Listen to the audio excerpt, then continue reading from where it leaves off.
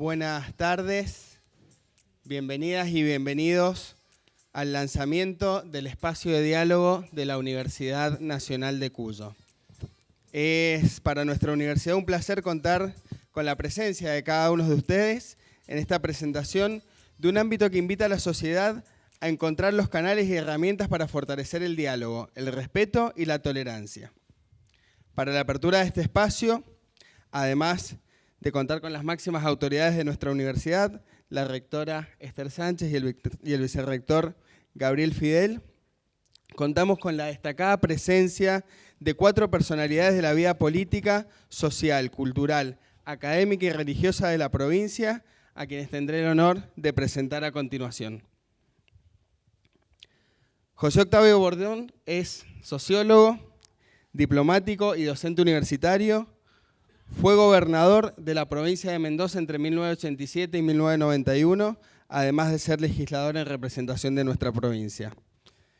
Aida Kemelmacher es ex jueza de la Suprema Corte de Mendoza entre 1984 y 2010, premio Conex de Brillante en 2016, doctor honoris causa de universidades francesas y latinoamericanas, entre ellas de nuestra universidad, que enlazase con dicha distinción en el año 2015. Marcelo de Benedictis es delegado episcopal para la Pastoral Social, profesor de Filosofía y Antropología y vocero del Arzobispado de Mendoza.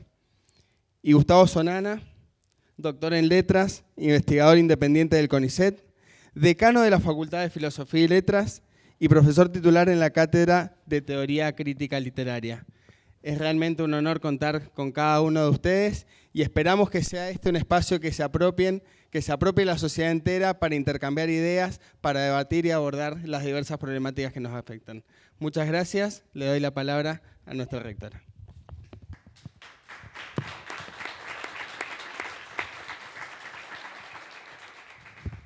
Bueno, muy buenas tardes. Mi más profundo agradecimiento a ustedes que están hoy aquí para acompañarnos en la presentación de este espacio de diálogo, respeto y tolerancia. Y este espacio es un espacio que tenemos la convicción de que es necesario generarlo porque es el espacio neutral, y siempre lo decimos así, donde se puede expresar y escuchar todas las voces. Así que esta es la idea, hoy comenzar, y es un lujo con quienes vamos a comenzar el día de hoy, este espacio. Es precisamente porque estamos convencidos de que tenemos que promover la cultura del encuentro.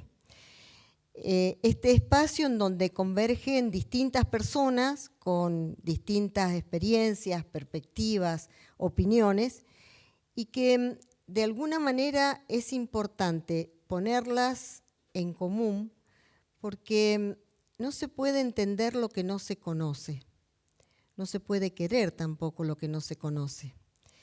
Y si tenemos diversas situaciones, temas, problemas a resolver, es muy difícil resolverlos si nos mantenemos en las posturas extremas.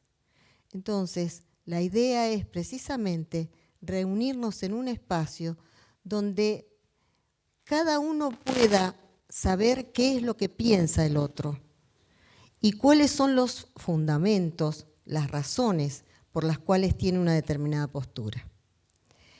Sin lugar a dudas que si no lo ponemos en común, nunca vamos a poder llegar a construir algo en conjunto. Y la propuesta es precisamente empezar por aquellos conceptos, por aquellos temas, por aquellas ideas, por aquellas posturas, o aún por aquellos elementos, aunque sean pequeños elementos, en los que estamos de acuerdo. Siempre, si partimos de algo en común, seguramente vamos a poder construir algo que realmente sea con buenos resultados y ojalá con soluciones a problemas de nuestra sociedad. El diálogo, sin lugar a dudas, es un proceso que es de continua interacción para lograr construcciones democráticas. Y en este año estamos precisamente festejando los 40 años en democracia. Así que entendemos que es una excelente oportunidad precisamente para darnos la oportunidad de este diálogo. Y en este sentido, también estamos cumpliendo con un mandato de nuestro estatuto universitario. Nuestro estatuto universitario, que al definir el rol de la universidad dice que la universidad se involucra con la sociedad en el logro del bien común, en la construcción de la ciudadanía y en el desarrollo socialmente justo, ambientalmente sostenible y territorialmente equilibrado. El objetivo entonces es promover el debate de los temas de la actualidad, no solo provincial, regional, nacional y, por qué no, internacional, que hoy nos tocan algunos bastante complejos, aportando una mirada crítica, una mirada interdisciplinaria, contribuyendo a la búsqueda de soluciones para los problemas relevantes. Generar iniciativas de debate y reflexión plural con la participación de referentes de la academia, como tenemos hoy aquí, de la ciencia, de las organizaciones de la sociedad civil, de funcionarios públicos, y solo esto a modo de ejemplo.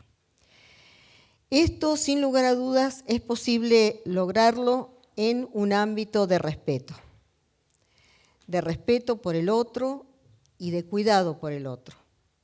Ese cuidado por el otro del que habla Bernardo Toro y que pone en valor con mucho énfasis. Y que entendemos que realmente esa puesta en valor es precisamente de lo que se trata. Por allí entendemos que está el secreto.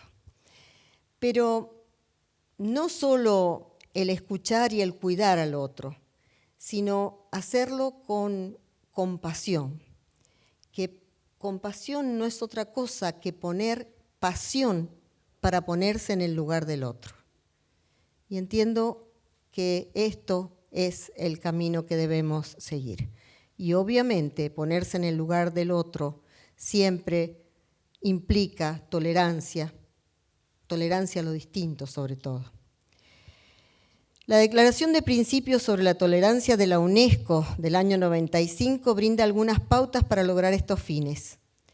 La tolerancia consiste en el respeto, la aceptación y el aprecio de la rica diversidad de las culturas de nuestro mundo, de nuestras formas de expresión y medios de ser humanos. Estamos convencidos que solo en el fomento de la tolerancia, el pluralismo, la igualdad y la no discriminación podremos cultivar una sociedad más justa, pacífica e inclusiva, y yo siempre hago alusión a los Objetivos de Desarrollo Sostenible.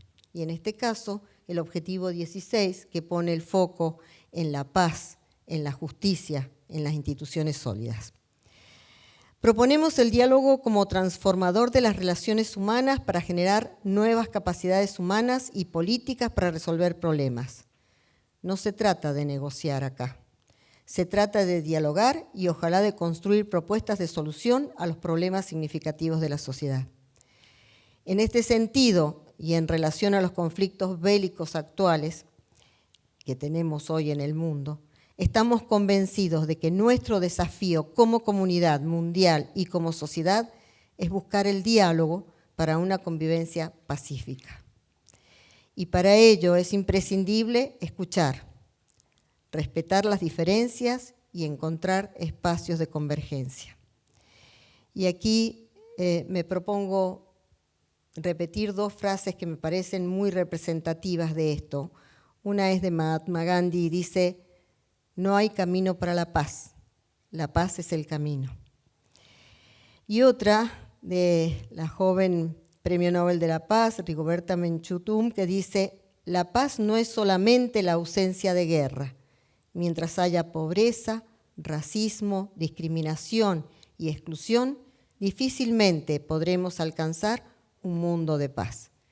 Entiendo que estos son los temas que nos convocan, sobre todo en un país en el que estamos transcurriendo momentos tan desafiantes, diría yo, porque ya no es difícil, sino son momentos desafiantes.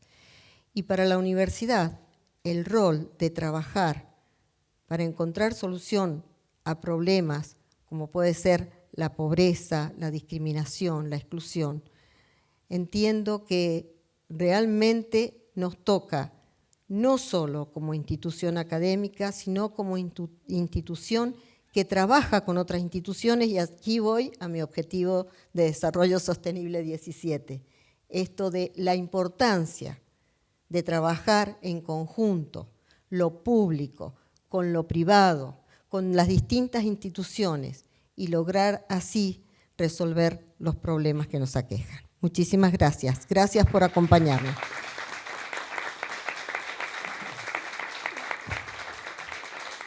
Quiero agradecer profundamente a estas personas que nos acompañan hoy, tan queridas para nosotros, y que es un lujo contar con ellas para que abran este espacio de diálogo. Muchísimas gracias, Aida. Aida ha sido profesora de grado de esta facultad, también de otras facultades, así que nos une una larga amistad de años. Y con todo lo que ella representa, creo que es alguien que puede expresar muy claramente algunas opiniones respecto de cómo resolver los problemas de la sociedad. Así que muchas gracias, Aida. Querido Marcelo, muchísimas gracias. Hemos acudido a ti en algunas oportunidades cuando hemos tenido algunos temas complejos por resolver y siempre nos has acompañado, así que muchísimas gracias por estar hoy aquí y también por tu opinión autorizada. Querido Pilo, qué privilegio. Un gobernador mandato cumplido, diríamos nosotros. Que tenga esa visión global de la provincia, de la región, del mundo, porque también te ha tocado resolver problemas desde ese lugar y desde esa perspectiva. Así que muchísimas gracias por acompañarnos. Y querido Gustavo, gracias también por acompañarnos. Diría Gabriel, un muchacho que recién está empezando. No, Gustavo realmente es alguien de una formación muy sólida y referente en nuestra universidad. Así que queríamos que nos acompañara también él con su visión así más académica desde la universidad. Muchísimas gracias. Gracias, Gabriel, porque en su mochila puse este desafío, el desafío de organizar esto, que aunque parezca sencillo, no lo es. Gracias por este trabajo. Y Rulo, que anda por allí, muchísimas gracias también por ponérselo en la mochila, al hombro, y a todos los que realmente hicieron posible que este espacio hoy comience a funcionar y espero que exitosamente. Ustedes van a ser los que de alguna manera después, y esto se los explicará Gabriel, van a ir sugiriendo algunos temas que son relevantes para nuestra sociedad y que es importante que debatamos. Así que bienvenidos y muchas gracias a todos.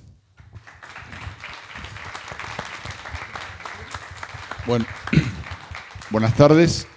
A mí me toca, después de la linda introducción que hizo Esther, me toca ahora moderar a este panel, como decía, casi un seleccionado que hemos juntado aquí.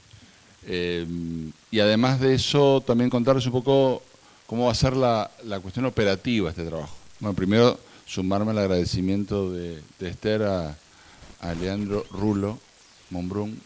Nadie lo conoce por su nombre, pero tiene un nombre, el Rulo. Y agradecerle porque se echó al hombro este trabajo, lo hizo bien con nuestro equipo y nada, y le puso mucho entusiasmo, y con Esther está claro que nosotros queremos reflejar las ganas, el amor y la convicción que junto al grupo de decanos, decanas, vicedecanas y consejeros de nuestra universidad queremos darle a esto. Nosotros, hoy ustedes tienen un panel que claramente ahora vamos a poner una gran reflexión con este panel. Después, pero la idea de este espacio no se agota a un panel ni a una serie de charlas, sino que va a ser un espacio de participación permanente. Nosotros vamos a tener un método de comunicación utilizando una plataforma que ya se las vamos después a comunicar, una plataforma tecnológica que nos va a permitir que la sociedad, a través de nosotros personas, ciudadanos, ciudadanas, pero también instituciones, estados municipales y demás, puedan utilizar o podamos utilizar este método del diálogo como forma de poder resolver conflictos o como forma de encontrar soluciones a problemáticas que tenemos. Y esos temas, si bien nosotros tenemos alguna agenda de temas con las que vamos a ir arrancando de aquí a lo que va el año y el comienzo del año que viene, es una agenda que va a estar abierta a lo que nos propongan desde la sociedad, que es a lo que nos comprometimos con la rectora a hacer y poner a disposición de la sociedad. La universidad como un espacio, un ida y vuelta con la sociedad, donde la universidad junto a la sociedad aporta el conocimiento, aporta todo lo que tiene para que en un ida y vuelta con la sociedad nosotros podamos encontrar las soluciones que tanto necesita nuestra sociedad y que a veces cuesta resolverlas. Es decir, este es un espacio de encuentro con la sociedad, de diálogo con la sociedad, para que nuestra provincia, nuestro país, podamos encontrar soluciones que a veces nos cuesta tanto encontrar. Entonces ahora en este primer encuentro pensamos que lo que teníamos que hacer dentro de la universidad era poner un marco conceptual, un marco teórico a esto, para a partir de ahí avanzar. Por este primer encuentro es el marco teórico, después ya vendrán temas específicos.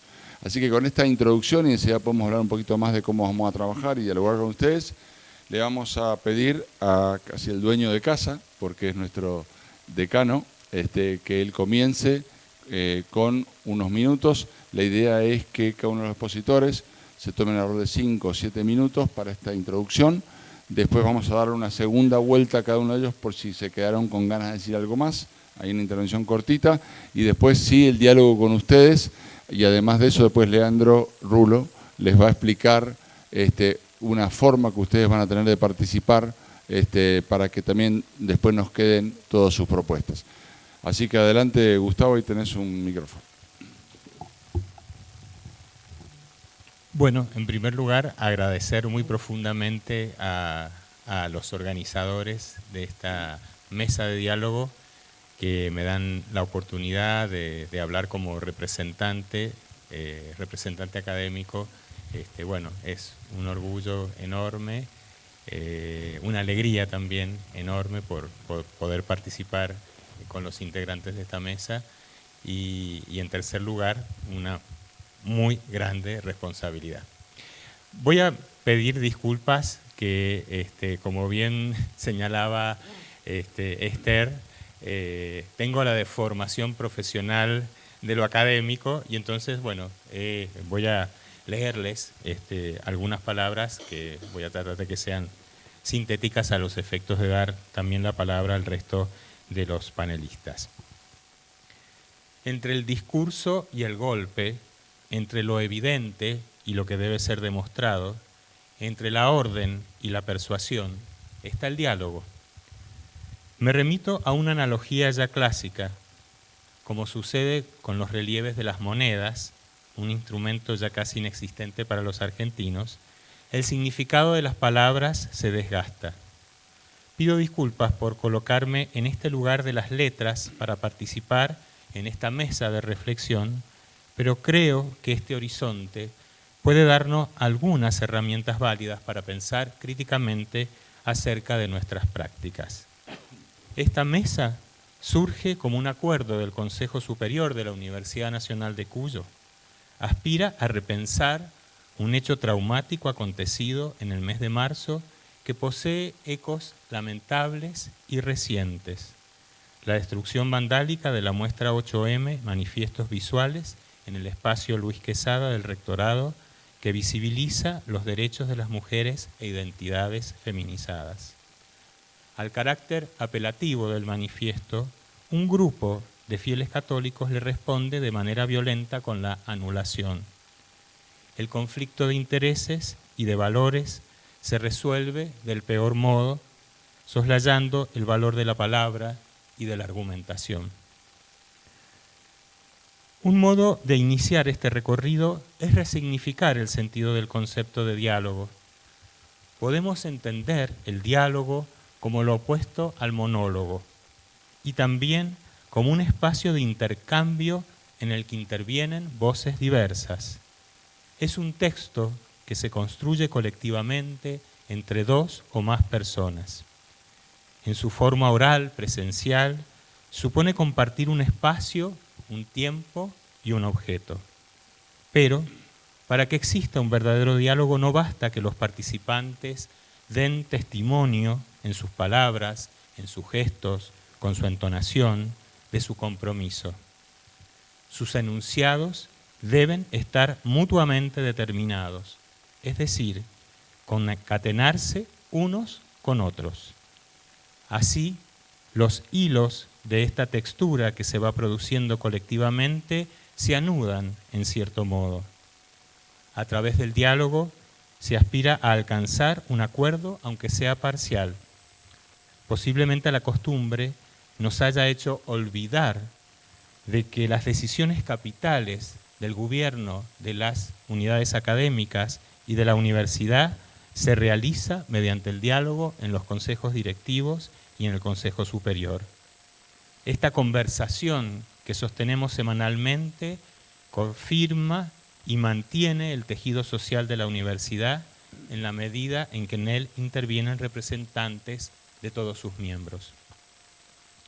No siempre ese tejido es armonioso o posible. Quienes transitan escenarios de resolución colectiva saben que las participaciones de los distintos actores a veces no son pertinentes, es decir, adecuadas en el tiempo, en su calidad informativa, en su claridad o en su relación con el objeto del diálogo. También han experimentado situaciones en las que la presentación sucesiva de argumentos se orienta a atiborrar a la asamblea para ganar la discusión por cansancio más que por consenso. Es lo que la antigüedad entendía por argumentación erística. Tanto en su forma cotidiana como en su forma institucional, el diálogo tiene sus rituales de apertura y cierre y sus secuencias interaccionales.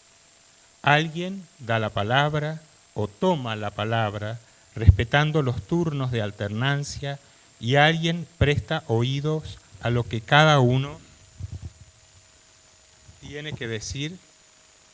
Desde este lugar ideal, el diálogo se establece como una instancia de ayudar a dar a luz sobre una cuestión o un conflicto. Quien abre y cierra un diálogo, quien da la palabra, ejerce un poder. Quien la toma, ejerce un derecho y tienen todos responsabilidad por ello. Desde este horizonte nos podemos preguntar de qué modo la apelación al diálogo puede ser efectiva para la resolución de los conflictos y no solo un instrumento para normalizar un status quo y encubrir las relaciones de poder y los solapamientos de intereses que estos plantean.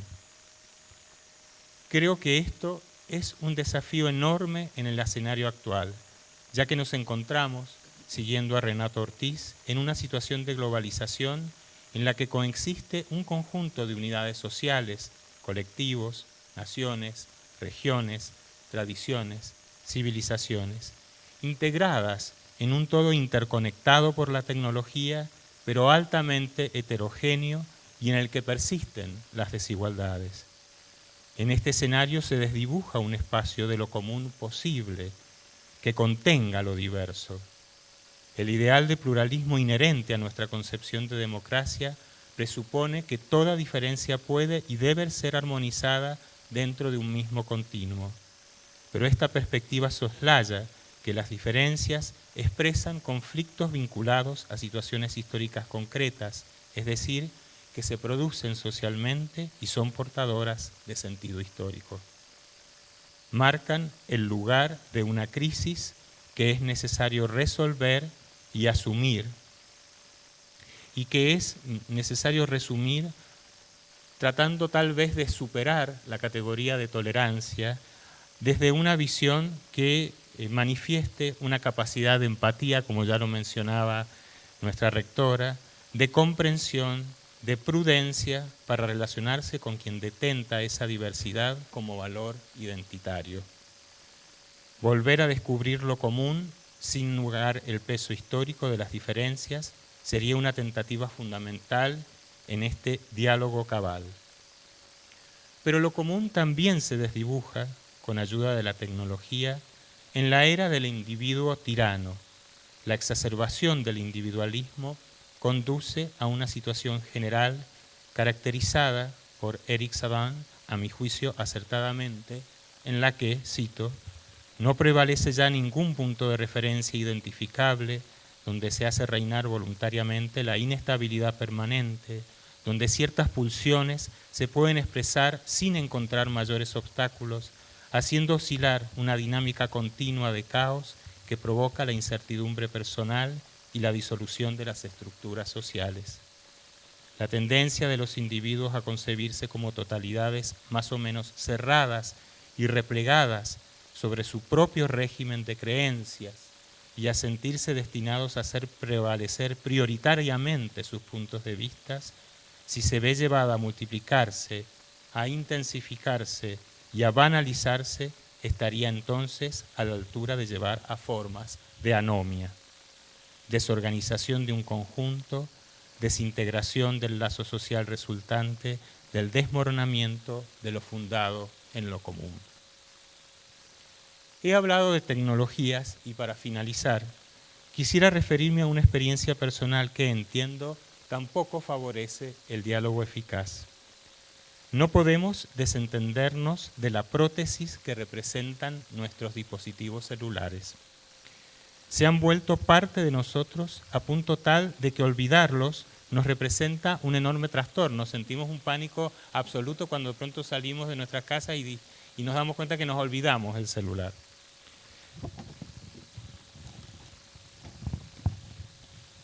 Nos ofrecen un espejismo de soberanía porque podemos organizar todo a través del celular.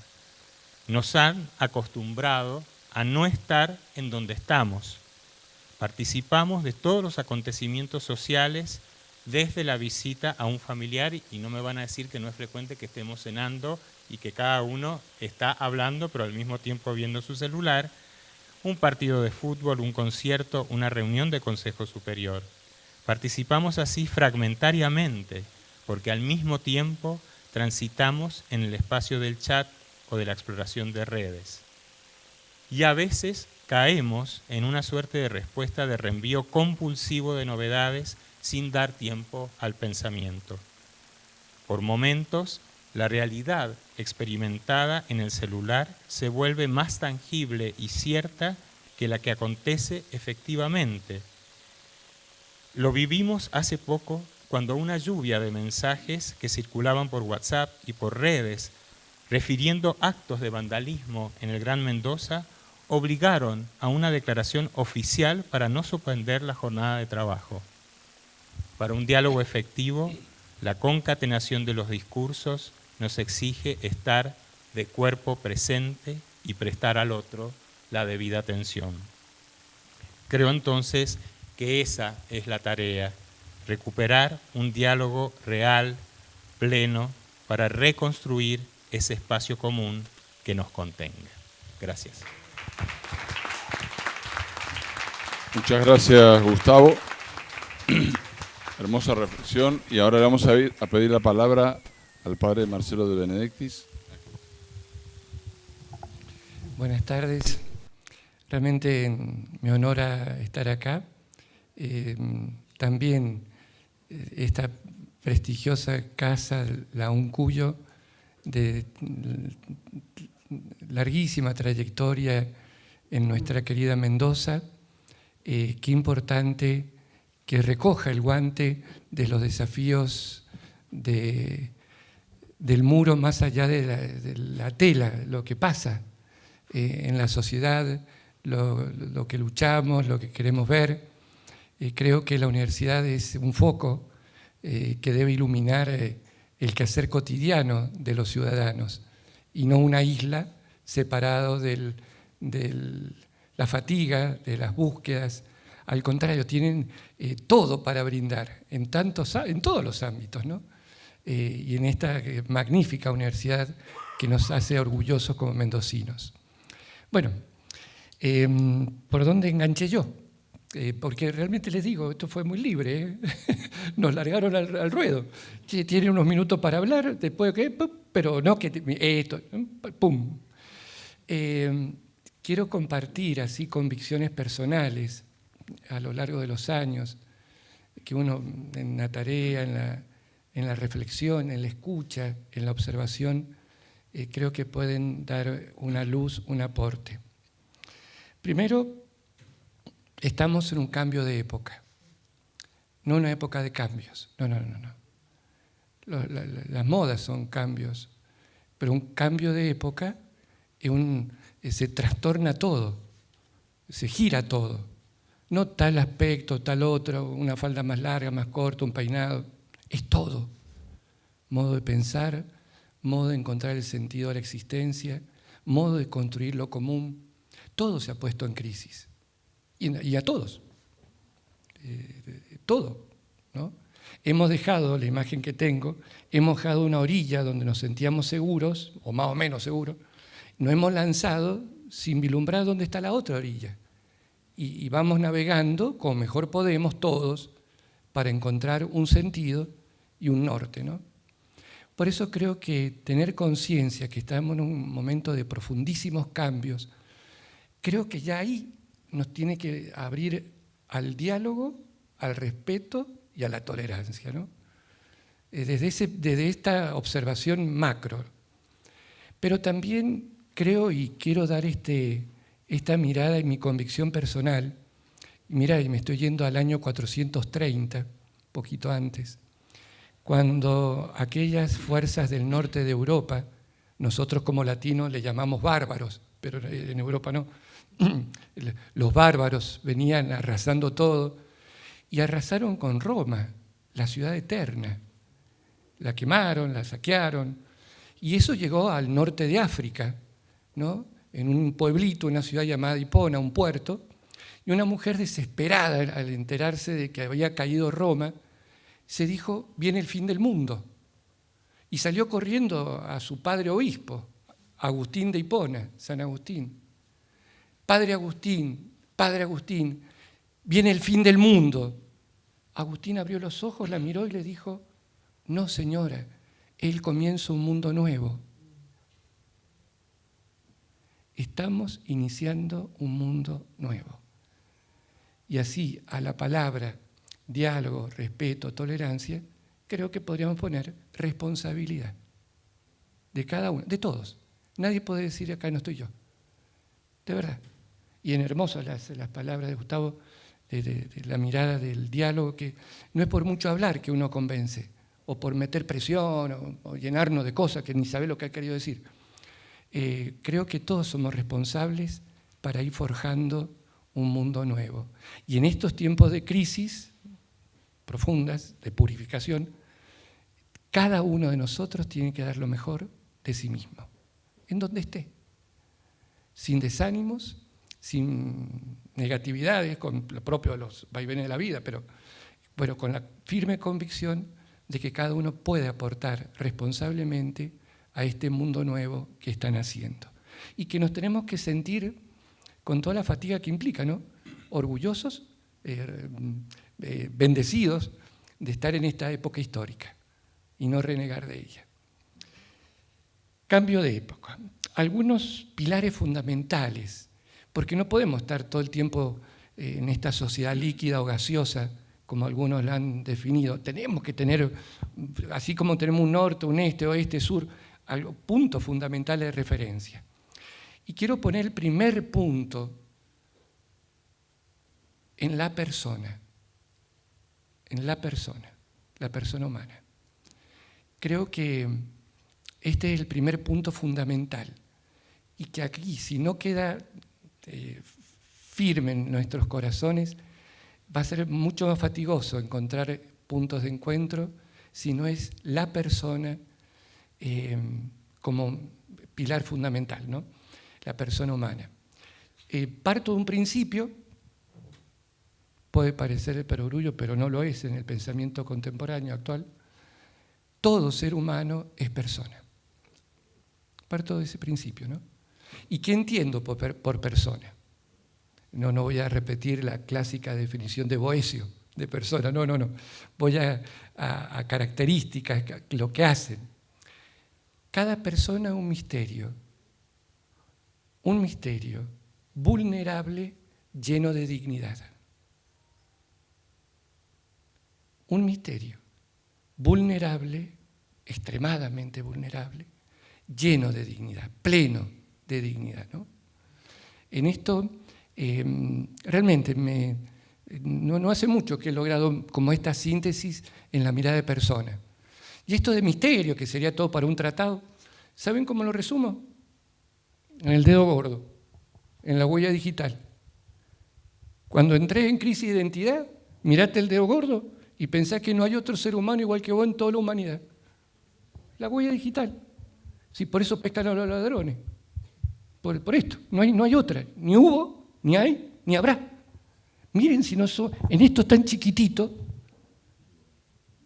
somos una identidad única, irrepetible, un misterio, hermoso, muy vulnerable, que muy bien, que hay que cuidar siempre, y que es lleno de dignidad, ¿no? Bien, persona y comunidad. Esta persona no es una isla, no es un individualismo cerrado. Estamos hechos para estar en comunidad. Nadie puede no estar en comunidad, nadie. ¿Qué implica esto?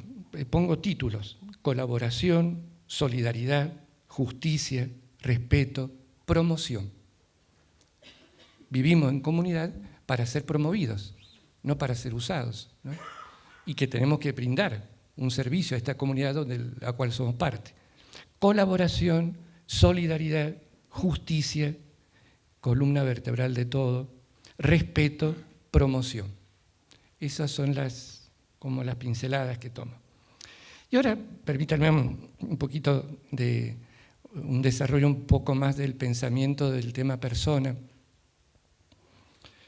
Una de las afirmaciones fundamentales de la antropología pretende aclarar el carácter de persona de todo hombre y toda mujer, que por el mismo ser por el que el hombre, la mujer, es humano, es también persona, siempre y en toda circunstancia. Está llamado a realizarse a sí mismo de manera responsable, consciente, en libertad, no aislado, sino en comunidad. Es un peligro, es caer en la trampa cuando uno dice, me quiero salvar solo.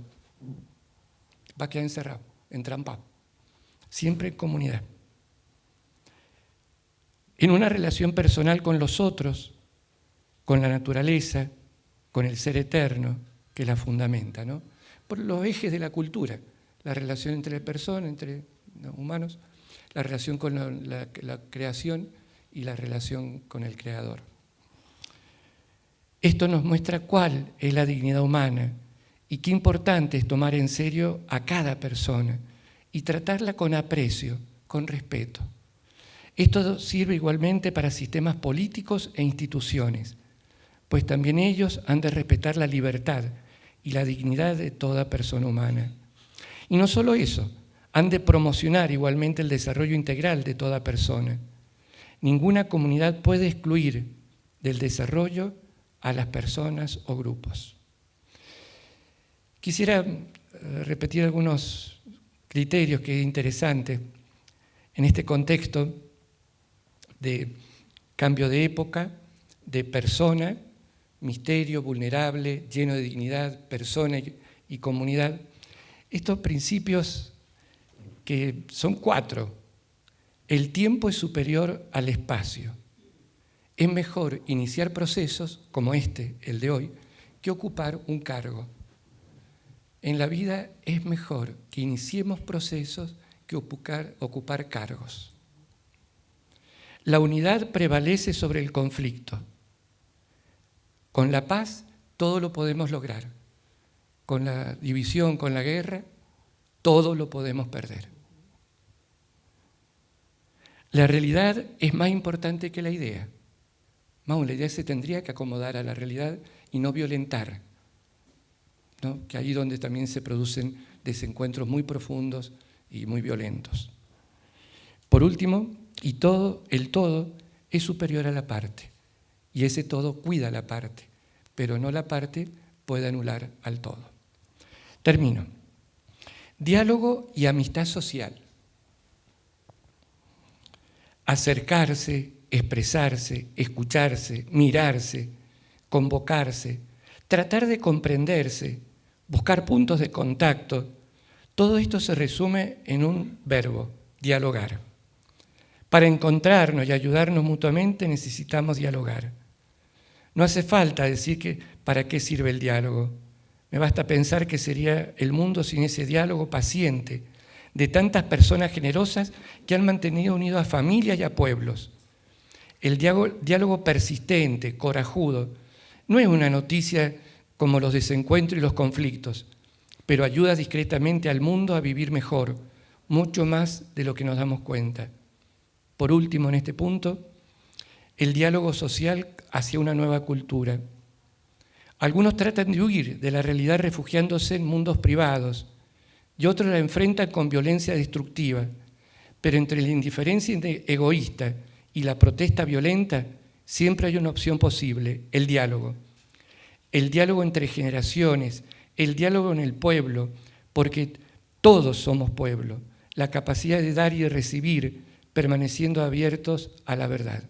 Por último, ¿cómo es posible un camino de diálogo en un mundo tan complejo,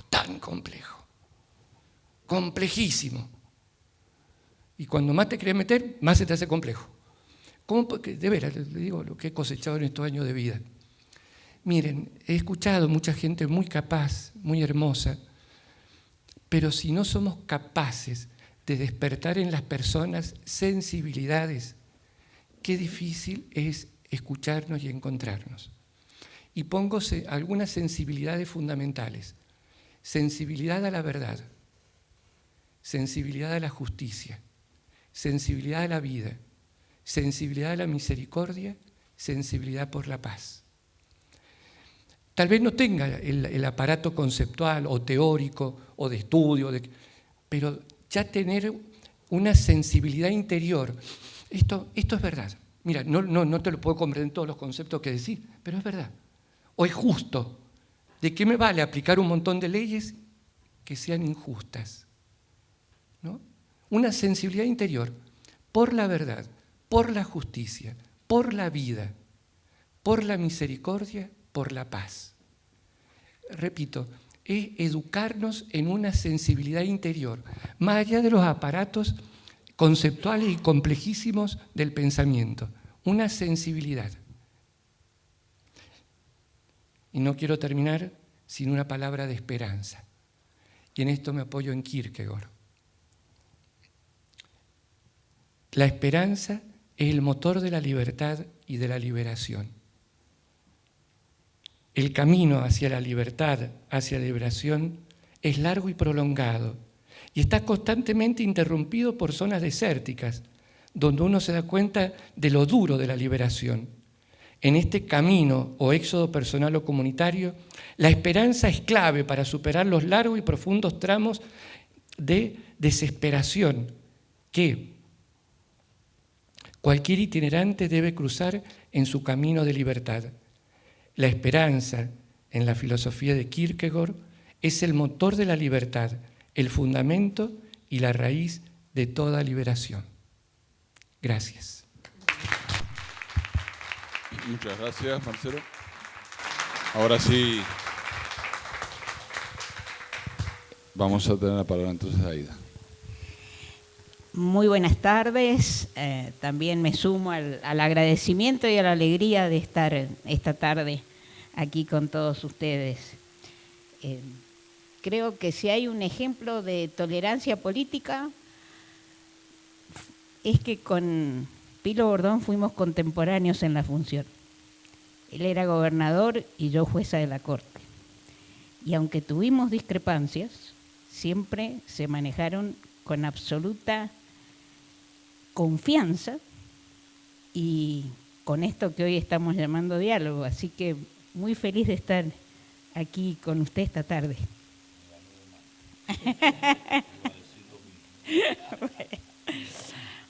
Bueno, Se supone que a mí me han citado porque yo vengo del mundo del derecho y porque fui jueza. Entonces, claro, cuando uno piensa en el proceso, piensa en el diálogo. Hay una persona que está demandando algo, da sus fundamentos, otro contesta, le da sus fundamentos. El juez, que es el tercero que interviene en este diálogo para resolverlo, tiene que dar sus fundamentos. Si las partes no están de acuerdo, apelan y tienen que seguir dialogando, dando sus fundamentos. O sea que parecería que el derecho es el mundo del diálogo, pero las cosas no son así. El derecho tradicional generó falta de diálogo. ¿Y por qué? Porque ese derecho tradicional se movió bajo algo que llamo yo el binarismo. Se es hombre o se es mujer, se es mayor o se es menor, se es capaz o se es incapaz. Se está en el ámbito del derecho público, en el derecho privado. Y todo era así. Y eso, obviamente, ese binarismo va en contra del diálogo, porque o estoy aquí o estoy allá. Pero, de repente, afortunadamente vivimos en este tiempo y nos dimos cuenta que las cosas no son así y que el derecho tenía que responder a la realidad, que la realidad es muy diversa y que si bien es cierto estas categorías existen, también de la realidad hay que recoger otras. Entonces esto de mujer y hombre, pero también empezamos a reconocer a las personas intersex, estas que no se sienten ni aquí ni allá, mayor o menor. Empezamos a darnos cuenta que los niños no tienen todos la misma madurez. Pero es lo mismo un niño de 3 años que un niño de 14. Y el derecho empezó a recoger una noción tan importante como es la de la autonomía progresiva de los niños. Esto de que el derecho público es de orden público y que el derecho privado se muestra bajo la autonomía de la voluntad, nos dimos cuenta que hay sectores que no tienen nada que ver con esto y que requieren mayor protección, aunque sean derecho privado, como el derecho de los consumidores. Y entonces empezamos a hacer un derecho que yo digo, un derecho más razonable, un derecho menos binario, un derecho que se muestra menos en los extremos, pero que va recogiendo toda esta diversidad de la vida. Mi hermana, que es más creativa que yo, mi hermana Jovita, tiene una idea que yo se la voy a trasladar a ustedes, que no es mía, es de ella. Ella dice que tenemos que terminar con este péndulo que va de este costado al otro costado, porque ahí lo único que hacemos es no dialogamos con este está aquí, este está allá y el péndulo va así y así. Que tenemos que manejarnos más con el péndulo de Foucault, este que va en círculo, ¿no? Y que entonces va extendiendo las razones que podemos ir dándonos. Y a mí me encantó esa idea. Y la verdad que es la idea que toma el derecho moderno de los derechos humanos.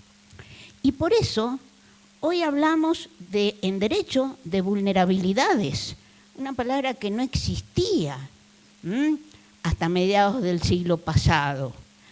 Hablamos esto de personas que necesitan mayor protección que otras y hablamos de dignidad, una palabra que no estaba en los códigos tradicionales y hoy sí se habla. Y hablamos de socioafectividad para marcar características en la filiación.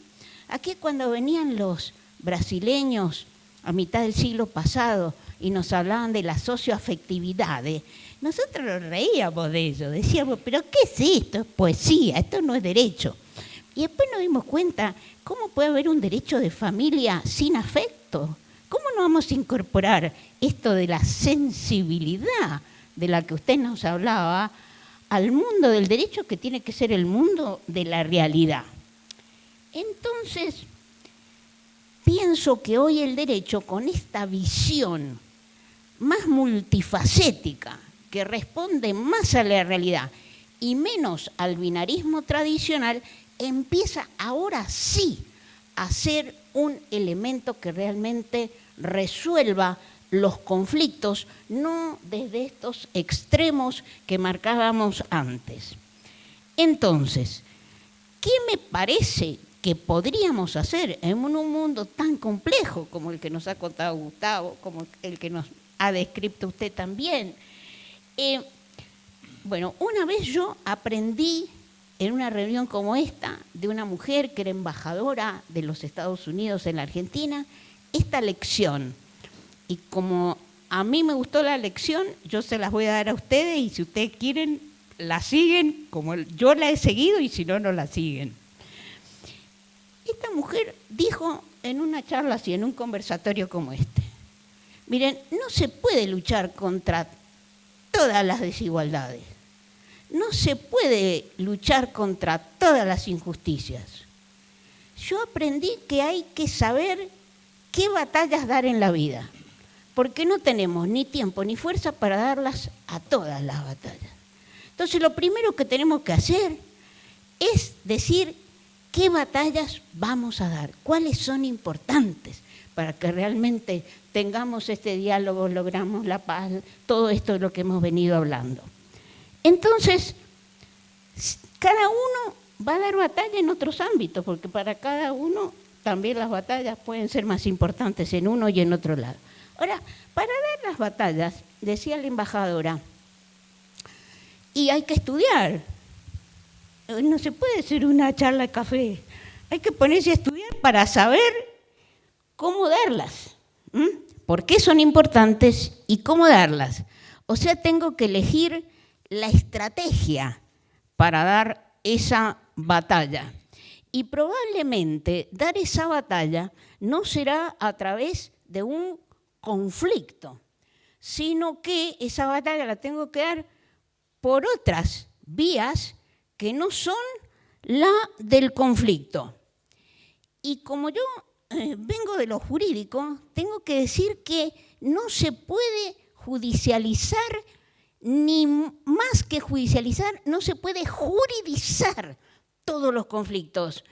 En la sociedad hay conflictos que no son jurídicos, no tienen que ser resueltos de otra manera. Cuento una anécdota.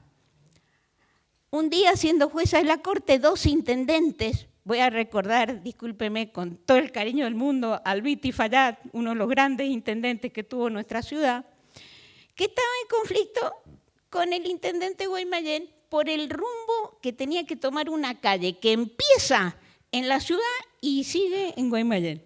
Entonces yo lo cité a la audiencia porque habían planteado el conflicto a la Corte, que es la que resuelve los conflictos municipales.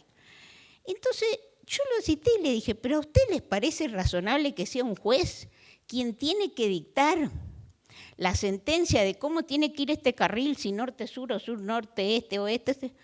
Esto no es un problema que tenga que resolver un juez. Esto es un problema que ustedes, los políticos, se tienen que poner de acuerdo para saber qué le conviene a la ciudad de Mendoza y al departamento de Guaymallén. O sea, no todo se puede juridizar, no todo se puede ni mucho menos judicializar. Entonces, ¿qué tendrían que entender hoy los líderes si entendiéramos bien el mensaje que a mí me dio esa embajadora aquella vez? En primer lugar, me parece que hay que entender que los grandes líderes de la humanidad nunca entraron en la tierra prometida. No entró Moisés en la tierra prometida. Y Shimón Peres, que hizo la paz, hoy debe estar en su tumba o no sé en dónde, pensando, y todos mis esfuerzos en Oslo, ¿dónde están? Bueno, los grandes líderes son grandes líderes aunque no entren en la tierra prometida, aunque la resolución que dieron en determinado momento, después el mundo no lo haya seguido, pero pusieron un hito, lo pusieron allí y empezar el camino, empezar este camino es muy importante. Segundo, es que así como bien se ha dicho, y Gustavo, corregime si no es así, que todas las lenguas, todas las culturas son constantes ladrones, porque todos tomamos algo, una palabra de otra lengua, de la cultura. O sea, somos ladrones, tomamos de todos lados y tenemos que entender que a veces esos hurtos nos enriquecen. La mayoría de las veces nos enriquecen desde esta otra perspectiva. Otra cuestión que tendríamos que aceptar es que, como ya lo decía Newton, o no se sabe si es Newton o quién, de atrás, todos nos subimos, los enanos, entre los que me encuentro, nos subimos en las espaldas de los gigantes. Vemos más que los gigantes, pero porque nos subimos arriba de esas espaldas. Otra, que ninguna persona es una isla, esto que acabas de decir. Y recordemos hoy que por eso cada persona que salvamos, estamos salvando al mundo, y que en cada destrucción estamos también destruyendo, porque la persona, esto sí, tenemos una coincidencia total desde lo jurídico, es el centro, lo dijo siempre la Corte de la Nación. La persona es el centro del ordenamiento jurídico. Y si todas estas cosas son valiosas, y si tengo que respetar todas las culturas, aunque me robe algo de aquí y de allá, entonces me parece que los líderes, como alguna vez leí, tendríamos que comprender que no debemos exigir que nos siga un rebaño de correligionarios, sino gente pensante. Y solo así vamos a poder tener un diálogo eficaz y salir de este embrollo en el que estamos. Gracias. Muchas gracias, Aida. Ustedes saben que mientras le damos la palabra al Pilo, ustedes saben que efectivamente me preguntaban uno de los chicos, ¿y les vas a poner algunas pautas? Obviamente, dije, de ninguna manera. Solamente les vamos a pedir que reflexionen. Así que no nos equivocamos en eso de que reflexionen. ¿Cómo le íbamos a decir a ustedes por dónde tenían que ir? Hermosas 3 reflexiones y ahora vamos a la cuarta de nuestro querido Pilo. Bueno, por supuesto agradecerle a Esther, a Gabriel, también a Rulo. Lo único que no sé por qué le dicen Rulo, pero algún día me voy a dar cuenta. Y por supuesto estar con Gustavo, estar con Marcelo, que tenemos nuestros buenos diálogos. Y claro, dejé para lo último, aunque la tenía en el orden previo a Aida, porque el comentario que ella hizo me robó el mío, y es bueno. Además sé que lo dije una vez en una clase, donde en la fila 47, un estudiante de esta universidad, que era mi hija, lo escuchó. Y vino contenta a casa. Porque no fue un elogio, fue una manera de decir cómo tratábamos de gobernar. Y esto me lleva a la primera reflexión, que no estaba entre mis muchos elementos que había traído, que es que a la hora de analizar la República y de entender la división de poderes en el régimen político, que nosotros con perfeccionamientos y con particularidades hemos ido tomando y hemos ido a veces perfeccionando, a veces deformando un poco, fue hecho porque la necesidad de la democracia, esto es, de que fuera un derecho del ciudadano y también un instrumento en su participación de construirse cada vez más como ciudadano, se organizó este sistema de controles mutuos para garantizar que un ciudadano elegido democráticamente no se convirtiera en un soberano autocrático. Y por eso se usa esa palabra que a lo mejor no ha sido la mejor palabra, que es la división de poderes. Yo prefiero utilizarla de balance de poderes. Porque quiero decirles ahora en público, y no tiene por qué ser un secreto, nosotros dialogamos mucho.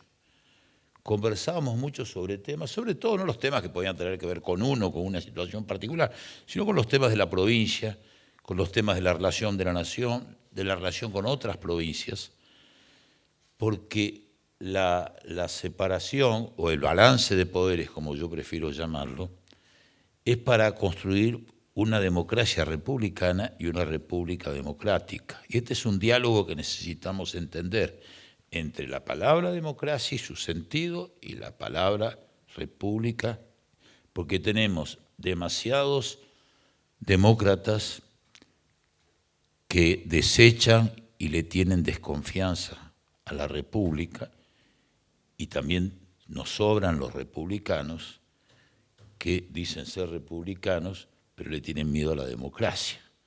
Entonces, este es el primer diálogo que no tenía pensado hablar, pero que la sabiduría siempre que encontré desde antes de ser gobernador, como gobernador y después de ser gobernador en AIDA, así que gracias por haberme inspirado. Y lo otro que quería agradecer a quienes me invitaron, no solamente el estar acá en mi universidad, no en la que estudié, pero en la que dediqué una parte muy importante de mi vida, de nuestra vida con mi mujer, que es lo bueno de poder aprender, que uno le inviten a hablar y uno pueda aprender. Así que también yo tengo acá lleno de cosas que no voy a reiterar, porque encontré muchas palabras: encuentro, tolerancia, templanza, escucharnos, empatía, palabra que pensaba usar de entrada,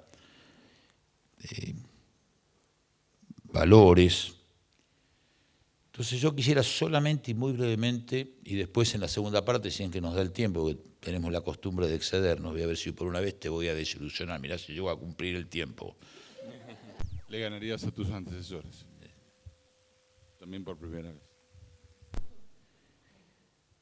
Que es, voy a usar, aunque no soy ni obispo ni cura, una frase de un cura que conocí muy jovencito y que hoy es muy importante, que se llama Francisco y se llamaba Jorge, así como le digo el cura Marcelo, ¿viste? El cura Jorge. Lo conocí cuando yo tenía 20 años y él tenía 28 y medio, 29. Y que él insiste mucho, pero no hablo solamente en el diálogo interreligioso, que esto es lo que le ha dado mucho peso en muchos lugares del mundo, en particular en Oriente, y esto lo quiero tomar también. ¿Por qué tiene tanto peso? Aquí lo discutimos, con razón o sin ella, no es el tema. Pero ¿por qué él tiene la autoridad y la confianza cuando va a lugares de Medio Oriente, donde las religiones mayoritarias no son ni el cristianismo en general, ni el catolicismo? Porque en este lugar, donde al menos formalmente es un país cristiano y católico, siempre trabajó, desde que era un cura, cuando era un monseñor y cuando era un cardenal, por el diálogo en igualdad de condiciones horizontal con las otras religiones que tenían algo de peso, poco peso o casi ningún peso. Por eso cuando va a lugares de ese tipo tiene no la autoridad, y lo digo con respeto, que le deviene solamente de la figura papal. Tiene la autoridad personal que tenía el cura Jorge, y que obviamente, siendo el Papa, tiene mucho más poder de ejercicio. Esto es una esencia del diálogo. Y esto conecta, no soy filósofo ni tengo la cultura religiosa, filosófica, ni del derecho y de la filosofía del derecho de quienes me acompañan, lo digo en serio, pero esto conecta con una misma idea también de la palabra diálogo. No digo que se inicia, pero que toma una forma distinta con la democracia en Grecia, con sus características, que tiene que ver con el surgimiento de esa polis, que tiene un sentido de horizontalidad, que tiene un sentido, a veces puede ser de igualdad, pero al menos de similitud, de que es el otro, es tan yo como soy el otro de él y soy el yo. Son los dos valores que yo quería decir, no para entrar en otros aspectos fundamentales. Lo segundo que quería decir, y dejo los temas concretos, porque la verdad, si algo he hecho en mi vida, aparte de ser profesor y filosofar y cantar cuando me baño o cuando camino, que me encanta pensar en ese momento, el problema es que a veces me quedo sin agua, porque yo me quedo pensando demasiado. Y ahora con lo que van a ser los costos de la energía y eso, me quedo sin plata para pagar la energía o el gas a fin de mes. no cuide siempre. Cuando estoy en Buenos Aires que sobra, entonces. No, nunca sobra el agua. Pero quería hacer mención de 2 o 3 temas y dejo para después Israel, Ucrania y la crisis argentina para ejemplificar algunos detalles de la importancia del diálogo.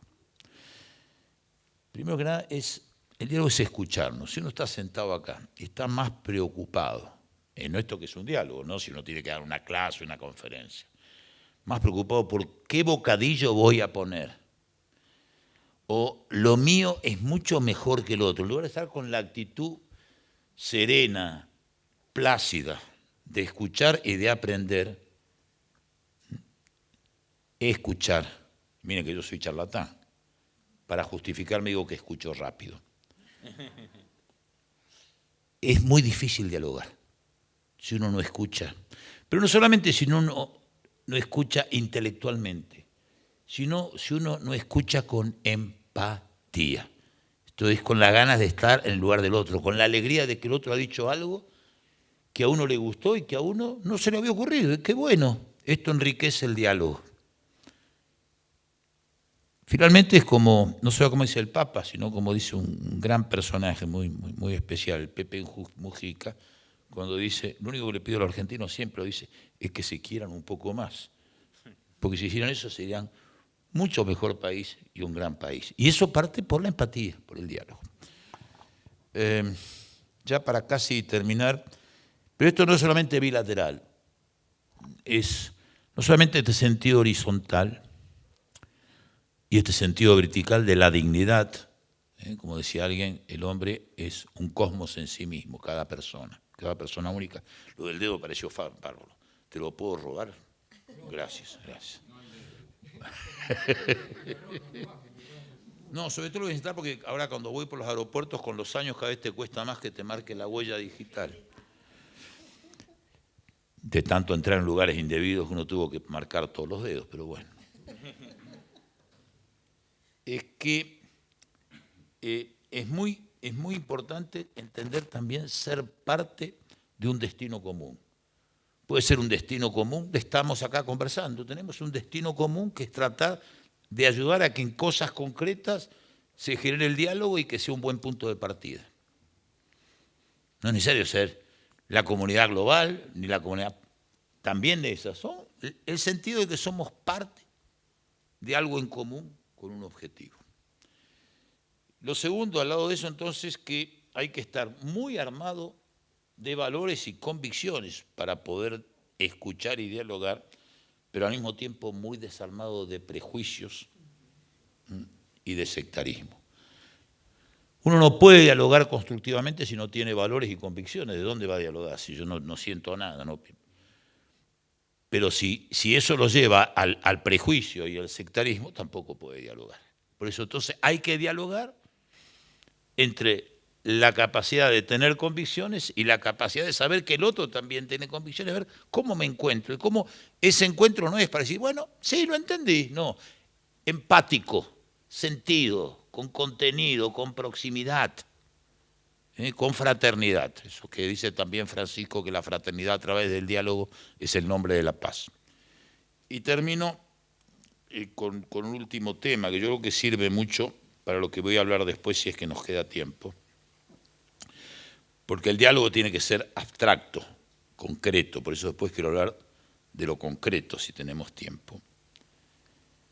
Que es que el diálogo es lo único que en un momento de tantas incertidumbres como esas, siempre las transiciones y las nuevas eras llevan a esta, pero esta es mucho mayor que otras. Esta es mucho mayor que otras. Y entonces es muy importante en este momento, todo esto lo vine escribiendo escuchándolos a ellos, no había traído nada escrito acá. Algo que siempre digo, o sea que me lo acordé, que es que hay que superar también en el diálogo al pesimismo trágico frente a las tremendas incertidumbres y desesperanzas globales, regionales y nacionales que tenemos, pero también evitar el optimismo ingenuo, porque nos lleva al desánimo o al fracaso. No estamos ni condenados al fracaso ni condenados al éxito. Y esto nos lleva a tener un optimismo realista y empático.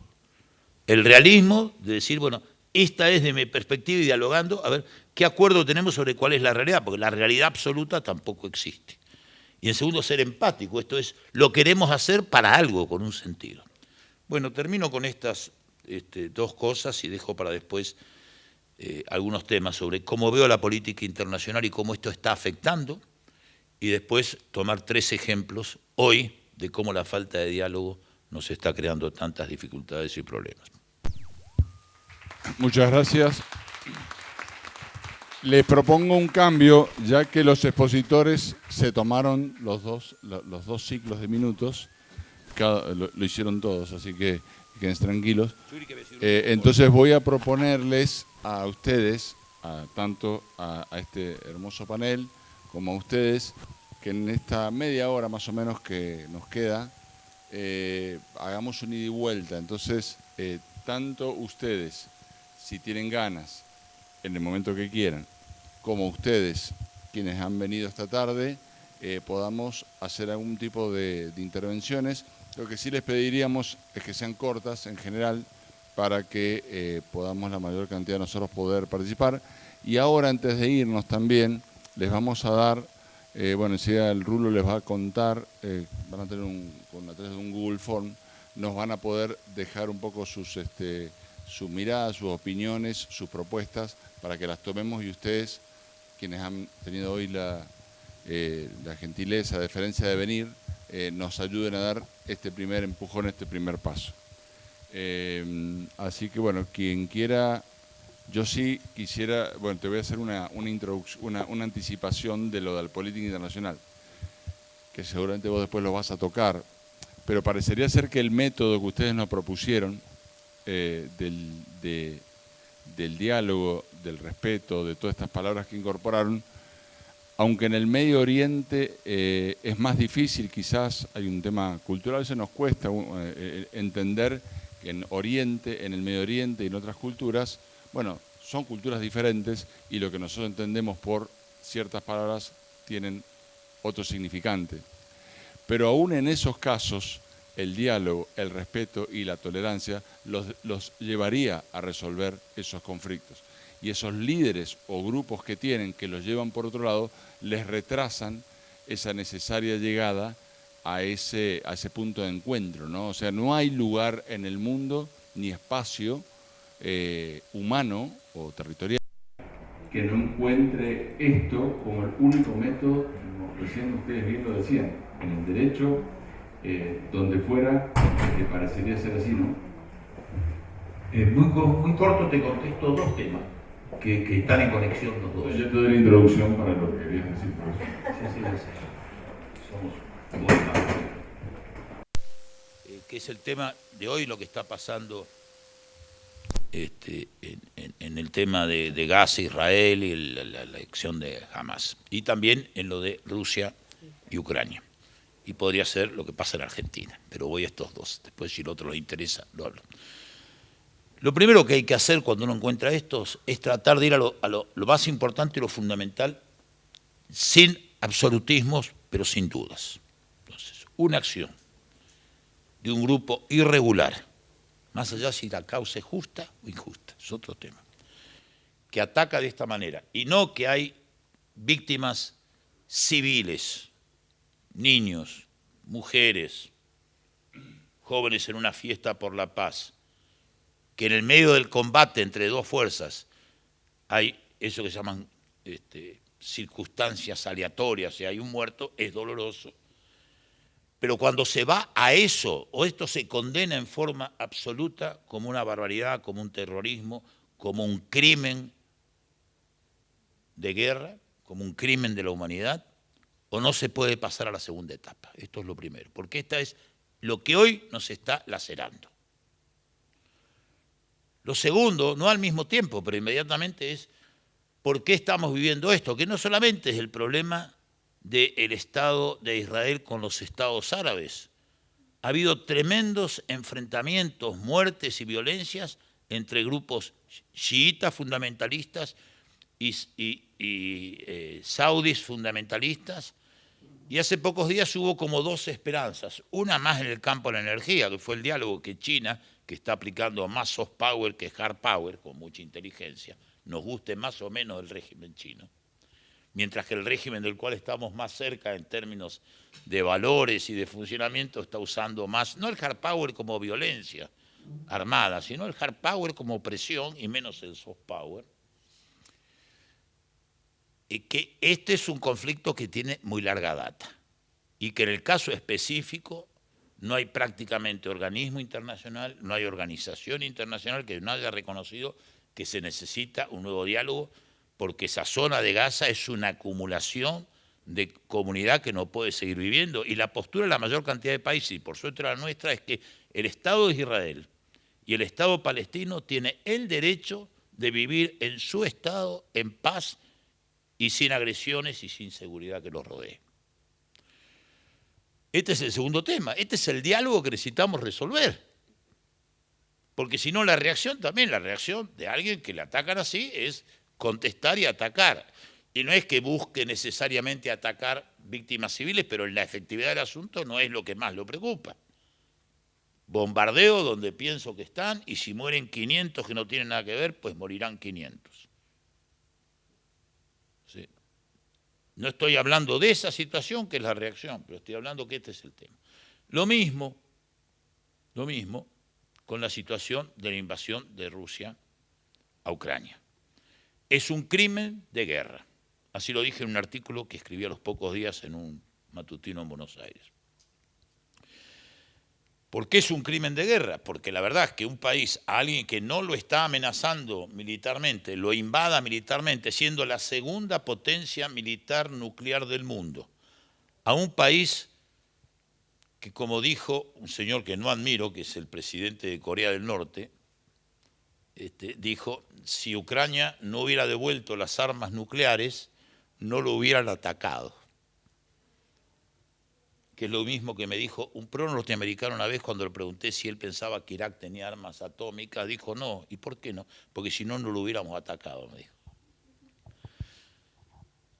Es un crimen de guerra porque además están tratando de destruir el país con tal de que se rinda. No es que están amenazados. Este es el punto. Y esto hay que ser claro. No se puede dudar ni buscar sus refugios. Ahora, segundo, después hay un segundo crimen de la guerra que tiene que ver también con lo que pasó en Israel y en otros lugares del mundo, que es que en el momento de mayor globalización, donde tenemos por primera vez en la historia desafíos globales que no podemos resolver de manera local, ni regional, ni particular, ni nacional, tenemos la mayor debilidad e ineficiencia del sistema multinacional en todos los campos. Entonces, el segundo crimen de guerra, como le escribí ahí, es que sabiendo que había diferencias de que se desarmó el Pacto de Varsovia, que había muchos países que obviamente no querían volver a la esfera de Rusia, pero que Rusia tenía algunas diferencias de ese tipo y ya se habían expresado en el 2014 con conflictos, la desatención que tuvo Occidente de tratar de entender a Rusia, no porque la quisiera más que Ucrania, sino para evitar las causas que las llevaran a este crimen de la guerra que el señor Putin desató, es también un crimen de la guerra. Y el mayor crimen de la guerra que hoy vivimos es que estamos distraídos en estos juegos menores en el marco de un bipolarismo conflictivo no hegemónico, que además está desafiado no solamente por esta no hegemonía de los estados, sino también porque ya no son hegemónicos los estados, estén distraídos sin pensar en serio en la tarea conjunta del medio ambiente, en la tarea conjunta de las pandemias, en la tarea conjunta de la inequidad que se da en los países ricos, en los países pobres, entre países, en los países de mediano desarrollo, entre distintas actividades, producto del cambio tecnológico que hay que humanizarlo, como de alguna manera se pudo humanizar la revolución industrial después de algunos sufrimientos. Entonces, este es el gran, ¿cómo humanizamos la globalización? Que fue una frase que pocos meses antes del siglo XX nos reunió una serie de personas, Enrique Iglesias, en España, en la Fundación Comillas, con algunos grandes literatos, y me invitó a participar, que fue humanizar la globalización. Frente a la actitud también, si es global es malo, si es globalización es moderno y es bueno. De nuevo el diálogo. entre el impacto de lo nuevo y la desconfianza, entre el impacto de lo nuevo y la esperanza. Por eso tomé estos dos temas, para bajar un poco a lo concreto de que sin diálogo corre peligro no solamente las pobres habitantes en Medio Oriente, las poblaciones de Ucrania y los que hoy sufren por esta falta de, sino que sufre peligro el futuro de la humanidad, por lo menos como la hemos entendido durante algunos miles de años. Gracias, Pilo. Está abierto. Sí, adelante. Si se quiere presentar, ¿le dan el micrófono, Rulo? ¿Le damos el micrófono? O vos, Nico, ahí está. ¿Tenemos otro más o estamos con dos micrófonos? Nos queda... Enseguida, Jorge. Vamos entonces a usar este para este lado. Adelante. Gracias. Sí. Buenas tardes. Soy un simple ciudadano de esta provincia y me enteré de esta convocatoria, lo leí el viernes. Parecía medio profético esto del diálogo, cuando el sábado se ocurre lo que ocurrió en Medio Oriente. Pero por otro lado, no, veo que no es profético, porque con los problemas que tenemos en nuestro país, con la inminencia, es inminente que acá también van a haber problemas más graves. Estoy convencido de eso. Esto viene a ser un espacio súper necesario y me alegra de que lo hayan propiciado. Bien, simplemente la rectora habló que en el estatuto de la universidad se hablaba de la nacionalidad, de la ciudadanía. De alguna manera habló de estas palabras que tiene mucho que ver, me parece, con lo que el deterioro que tenemos como sociedad, me parece que tiene que ver en buena parte por haberse perdido el ser nacional. Se ha diluido, se ha ido eso que se fue forjando desde 1816, tal vez que se fue formando con los distintos gobiernos, con los distintos proyectos que tuvieron nuestros próceres, desde la educación, desde cómo se fue armando este país, después con inmigrantes y haber llegado hasta, pongamos, 40 años para atrás nomás, para hablar de lo que ha pasado ahora. Llegamos a un punto que podíamos ser una nación y tener un ser nacional. Hoy se han ido, nos encontramos que eso está roto, que como estamos hablando de diálogo y de tolerancia y de respeto, me parece muy oportuno hablar de recuperar un ser nacional, de algo que nos aglutine, hablar de ciudadanía, de cómo se construye la ciudadanía, por qué se ha destruido. Entonces me gustaría que a este panel, que respeto, ampliaran o de alguna manera recogieran esta inquietud, que me parece muy ligada a todo esto que se viene hablando. Gracias. Muchas gracias. Le vamos a dar la palabra acá, así tomamos otro comentario más del público y después sí vamos. Bueno, muchísimas gracias. Soy Jorge Albeiro, soy de formación geológica, nada que ver con el expertise de quienes están allí. Y como es mi costumbre, cuando soy invitado o me entero de este evento, me gusta participar porque considero que la única manera que uno puede, digamos, luego exponer ideas es cuando uno participa, ¿no es cierto?, de eventos de esta naturaleza, lo cual realmente es muy valioso. Y otra de las costumbres que tengo es de tomar nota, ¿no?, y me las guardo esas notas. Inclusive sé dónde estuve a tal hora, si es bueno o es malo, pero tomé nota de más o menos de los puntos centrales de cada uno de los expositores del panel, y en ningún punto digamos, no he tomado nota de que alguien hablara de la moral, de la autoridad moral, ¿no? O de la falta de moral, y eso es lo que nos lleva, en mi opinión, en parte, a la falta de diálogo que están proponiendo acá. ¿Y eso por qué? Uno participa en numerosísimos grupos digamos, de WhatsApp o lo que sea. Hemos participado, digamos, como público de los debates de estos últimos días, de candidatos a vicepresidente y presidente, y uno ve en todos los casos que en realidad no hay ninguna propuesta concreta porque cada uno está encargado de atacar la moral del otro, con justa razón, casi en todos los casos, lamentablemente, ¿no? Y eso es lo que se traslada a la sociedad, ¿no es cierto? O sea, ¿por qué nos enfrentamos? ¿Por qué no podemos caminar juntos a alguien que, digamos, es de una religión o de un partido político, o que alguien que tuvo la fortuna de estudiar en la universidad y alguien que no lo tuvo? Sospechamos de quien se nos acerca en la parada del colectivo porque viste con ropa de trabajo, overol, y no sospechamos de alguien que está bien vestido como José Octavio Bordón, que fue gobernador de la provincia. Yo soy de San Juan, ¿no? Entonces, creo que pasa por ahí, hay que reconstruir eso, digamos, la moral en todo. Yo siempre digo, hay que fundar un nuevo país basado en esos principios, ¿no? Que son los que nos enseñaron nuestros padres. Yo vengo de una familia, siempre lo digo, y no tengo... Mi padre llegó a segundo grado, yo me he graduado en 4 universidades.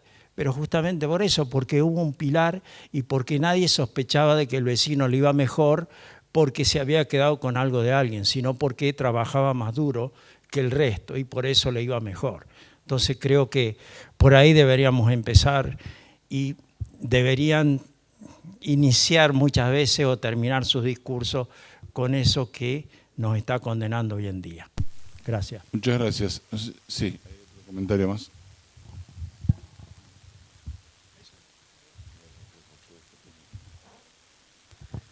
Buenas tardes, José Fernández, soy un dirigente católico de acá de Mendoza. Me encantó, doctora, que me lo marque lo de las batallas, lo compré totalmente. Y me gustaría comprar una batalla que realmente me inquieta, me apasiona, y es entender por qué no podemos encontrar la punta del ovillo para que la democracia funcione. Y este sistema de controles del que nos hablaba José Bordón empiece a hacer que la democracia sea transparente, que la justicia pueda encerrar a los que no hacen lo que deben, sobre todo a los que hacen que la democracia y la dirigencia política cumpla su función en vez de tomarlo como un negocio, ¿no? Lamentablemente. Entonces, ¿por qué no encontramos la punta del ovillo para que la democracia funcione? Esa es mi inquietud y es la batalla que yo quisiera dar como ciudadano y como dirigente.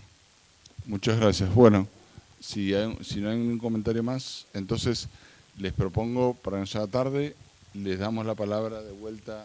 Si querés, Nico, darme de vuelta el micrófono y vos enseguida venir, Rulo, a contarles cómo van a participar. Así que yo les entrego de vuelta el micrófono para que ustedes puedan, como quieran, por donde quieran, en 3 comentarios o lo que ustedes quieran agregar, con toda la libertad, como siempre. Bueno, voy a decir 2 o 3 palabras del núcleo de lo que ha dicho cada uno. La primera intervención se ha referido a esto de recuperar el ser nacional. Bueno, a ver, le voy a decir mi opinión y tengo mis razones y usted tiene las suyas. Nosotros vivimos en un país que, como tantos de América Latina, se hizo sobre la base de una multiplicidad de culturas. Y aquí estamos sentados gente que también pertenece a esa gran multiplicidad. Entonces, cuando uno toma una expresión así como ser nacional, es un poco una abstracción que después nos va a ser muy difícil ponernos de acuerdo sobre los puntos que tenemos que concretizar. Entonces, yo prefiero, en lugar de hablar de ese ser nacional, ponernos de acuerdo sobre eso, sobre las batallas que vamos a dar. Entonces, una de las batallas es la que ha señalado la segunda intervención, que es la de la corrupción. La corrupción es el gran cáncer que tiene nuestro país. Entonces, ese es un primer punto en el que todos nos tendríamos que poner de acuerdo. Entonces, decir, bueno, a ver, esta es la lucha que vamos a dar contra este mal, que lo consideramos todos un mal, y no la ética, la moral. Pues también sobre esas son abstracciones que cada uno le da su contenido. En cambio, sabemos cuando decimos, este señor, ¿no es cierto? Si le decimos, este señor es un corrupto, él puede estar diciendo, ¿y por qué me dice que usted es un corrupto? Pues si yo a este señor le digo, mire señor, usted cuando llegó al gobierno tenía la casa en el barrio y ahora tiene esta empresa y sus hijos tienen tal cosa. ¿Me puede explicar, por favor, cómo hizo para tener todo esto? Entonces, no nos hace falta llamar corrupto. Sabemos que hay un señor que está haciendo lo que no debe si no puede explicar de dónde viene todo esto. Entonces, me parece que para ponernos de acuerdo tenemos que evitar las abstracciones y dar batallas concretas. Él me pregunta, ¿por qué esa batalla de que no encontramos la punta del hilo para empezar con la democracia? Yo creo que acá el licenciado Bordón puso otra palabra, que es la que nos falta a nosotros, república. República. Democracia es una palabra que cada uno la interpreta a su manera. Y cada uno dice, pero lo que tenemos que recuperar, en mi opinión, es la república. Esa sería mi respuesta a las 3 intervenciones. Sí, una palabra a lo primero, sí, esa identidad nacional. Creo que el cariño, yo lo que decía, esta empatía, este cariño de querernos más como argentinos, ¿no? Un sentido de pertenencia, de cuidado, de no vender la patria, ¿no? A otros intereses, a otras búsquedas. Comparto en el sentido de un ser nacional, el amor a nuestro símbolo, digamos, a la bandera, con lo que significa, amar la patria, dar lo mejor de cada uno a la patria. Yo lo entiendo en esa línea, una identidad nacional que nos aglutine, que nos haga cuidadosos del presente, del futuro y agradecidos más allá de luces y sombras del pasado que hemos tenido.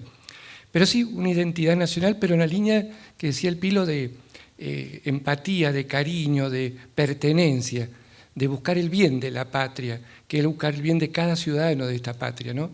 En esa línea. Creo que también venimos con resabios de que por ahí no hay... Claro, que voy a la pregunta de la moral. ¿No? Hemos tenido experiencias que no nos han hecho bien. Se han manoseado el término patria, ¿no?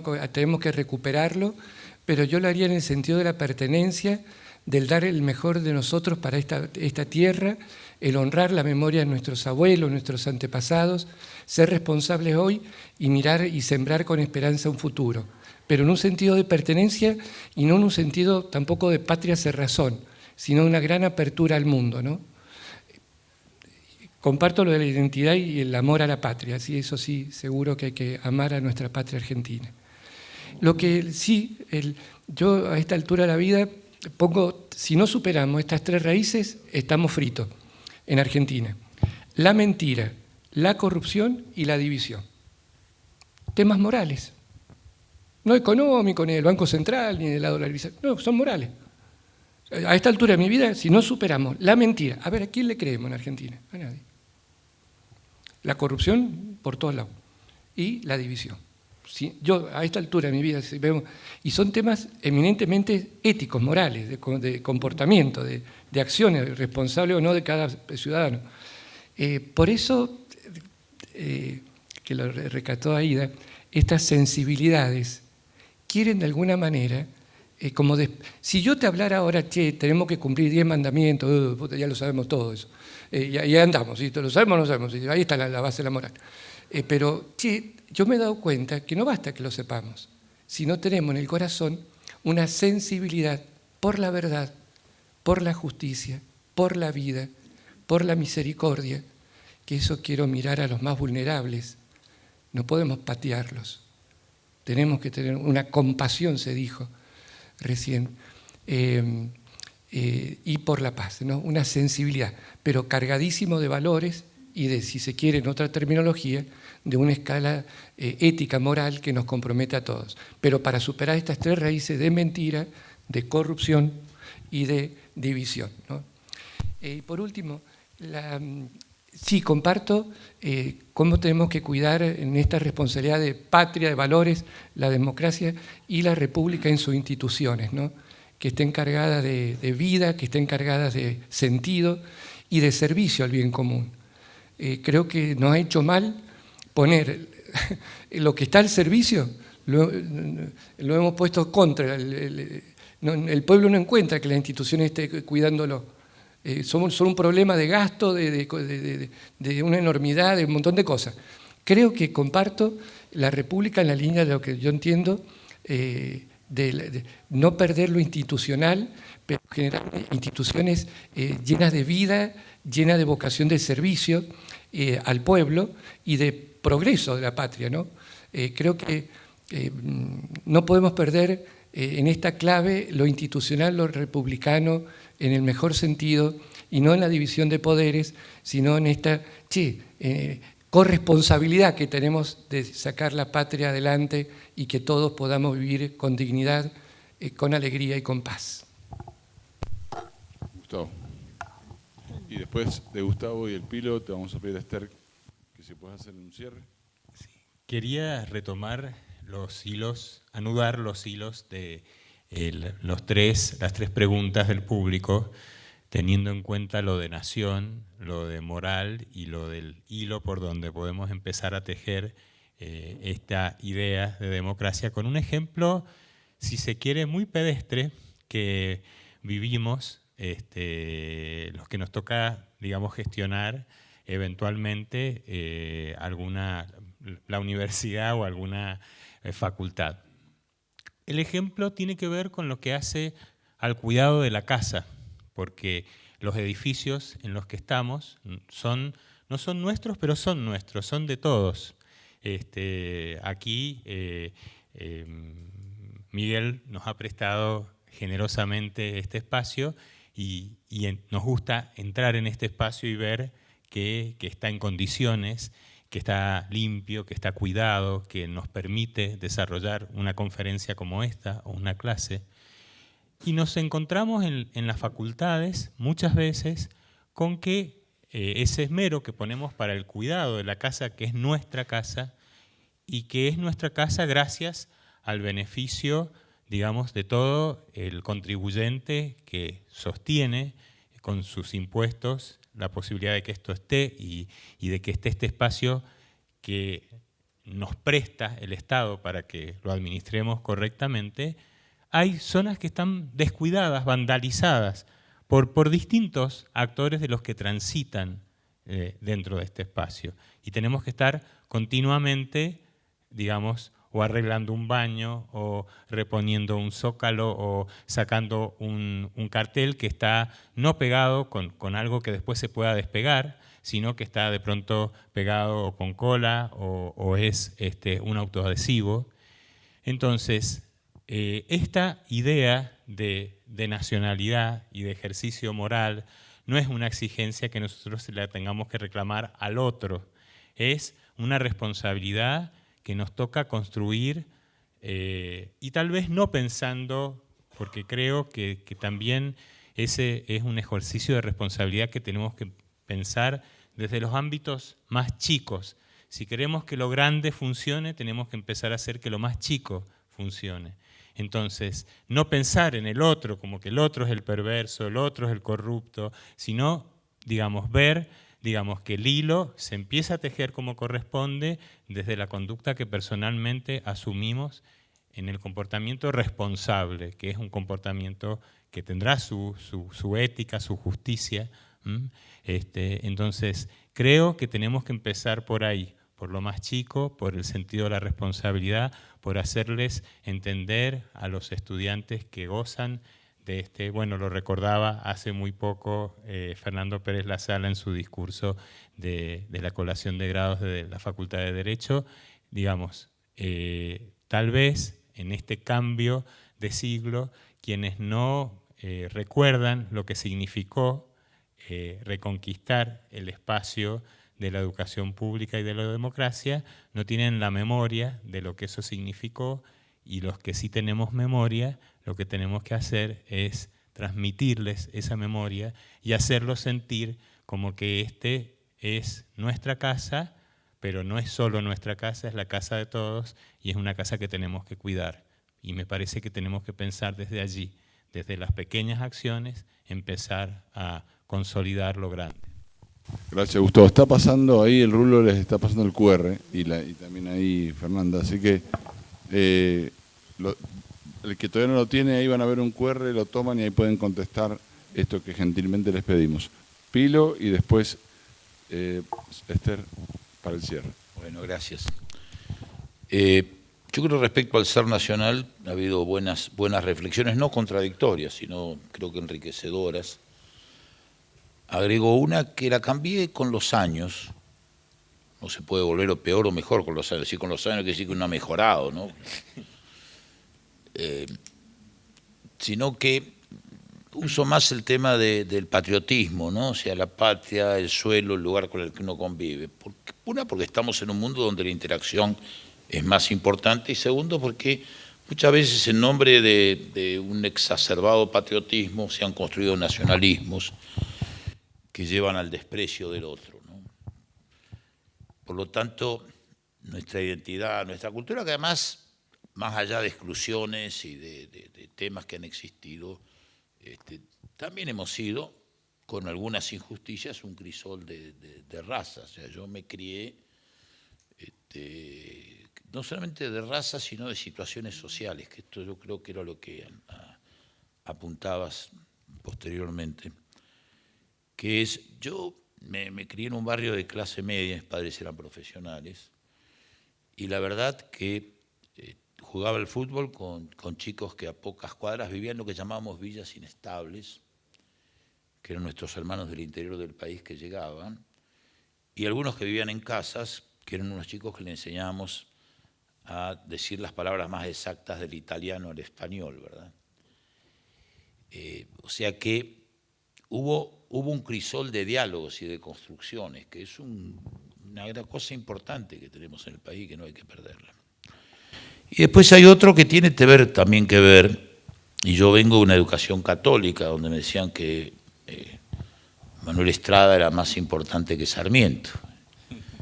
Yo con los años este tema de que para tener una identidad hay que entender el tema de la cultura como acumulación, no como cortes permanentes de enfrentamientos. Yo con los años, lejos de enfrentarme con la generación del 80, la valoré en sus virtudes, sin dejar de marcar las limitaciones. Lo mismo con el radicalismo, lo mismo con el justicialismo. No porque todo haya sido perfecto y bueno, sino tratar de incorporar los distintos elementos que uno no tiene por qué valorar igual. Y en eso, fíjense, dos grandes figuras, que una la mencionó ahora Sarmiento y la otra lo mencioné antes, Alberdi, tuvieron un fuerte debate entre ellos dos, con la pasión que tenían ambos, en particular Sarmiento. Que más allá de algo que siempre le critican, pero fue una etapa del Sarmiento más europeo, no el que estuvo más cerca de la democracia en América, como diría Tocqueville, que fue el de la educación, que fíjense, fue Roca como ministro el que puso en marcha este proyecto de Sarmiento. Que fue la discusión entre Sarmiento y Alberdi en muchos temas, pero en este yo soy sarmientino, en el otro soy alberdiano en el tema del crimen de la guerra. Porque él insistía que necesitamos una educación pública y gratuita. En eso ya él lo de salvajes, civilización o barbarie, ya lo estaba superando con un proyecto de país, porque para construir una democracia, con las ideas liberales que él tenía que tener ciudadanos. Y si todos venían de la exclusión absoluta o de la falta de educación, no podía haber una identidad. Entonces había que construir ciudadanos, y la única manera con una educación, en ese momento, era la alfabetización primaria. Hoy se puede ser alfabeto del siglo XIX y ser analfabeto del siglo XXI. O sea, hoy hay que plantearse cuál es el nuevo analfabetismo y la nueva inequidad educativa de nuestro país, pero sin renunciar ni al proyecto de Sarmiento, ni a la reforma universitaria, ni a la articulación con la ciencia y técnica y con el trabajo del justicialismo. O sea, no porque todo nos guste igual, a ver si está claro, sino porque si uno no articula cosas que se fueron acumulando, no puede nunca construir una identidad. Y no es que todo estuvo bien. Yo por eso en mi despacho de gobernador puse, empezando por la foto de Las Cuagas, que cuando se fue en el terremoto del siglo pasado el gobernador, en el siglo repasado, el XIX, él asumió esto, y era un militar, el coronel Las Cuagas, pero además era uno de los grandes autores e iniciadores del teatro argentino. Yo por eso decía que tenía la firmeza de un buen militar para defender a su provincia, pero al mismo tiempo el sueño de un escritor, de un artista, de imaginar que esta provincia devastada en ese momento se podía reconstruir. Eso era para el tema de la identidad, que es el que le tomé más tiempo. Lo otro, creo que hoy la exclusión, yo pido disculpas por haber venido con corbata, la verdad que estuve todo el día de jean, pero estoy muy acostumbrado a venir con corbata. Ahora ya que dejé de ser embajador, voy a estar menos con corbata. Pero hoy, fíjese que usted usó la palabra trabajador. Hoy la gente no siente la exclusión por el trabajador, que es un injusto privilegiado porque tiene trabajo estable, o sea que su ropa, lo que preocupa hoy es la marginalidad. La segregación, porque estamos construyendo no la villa inestable en la cual yo viví, que en una generación en dos salían. Hoy tenemos generaciones que viven en la marginación. Y por eso esto de o plan social o trabajo, no, el corazón tiene que ser la producción moderna y el trabajo moderno, y solo concentrar la asistencia social a quienes hoy no pueden. Porque hay gente que aunque quiera trabajar, hay muchos que pueden trabajar y no quieren, y que tendrían trabajo. Otros que no encuentran el trabajo para el que están capacitados, y otros que la verdad están tan fuera, ya no de la habilidad del trabajo, sino de la cultura del trabajo, porque han crecido en ese mundo. Entonces, tiene que haber un diálogo en el país entre la dirigencia, no solamente la política, que es la que tiene la mayor responsabilidad, toda, para asumir en serio este complejo. Yo cuando veo que dicen que van a resolver todo lo que no resolvieron, o los que nunca estuvieron en nada, que lo van a resolver con una medida mágica, la verdad que me parece una indecencia. Es como el que se fue al barco. Eso es lo que pasa, que es como el bolso de López, es lo que lo hace evidente. Y sobre esto vuelvo a lo de mi querida maestra, aunque no fue maestra mía, pero yo aprendí mucho de ella, y hoy de nuevo, que es el tema de República. Cuando yo encuentro a algunos dirigentes, lo hagan con buena o con mala fe, que dicen, cuando sea gobernador o cuando sea presidente, a los ladrones los voy a meter presos.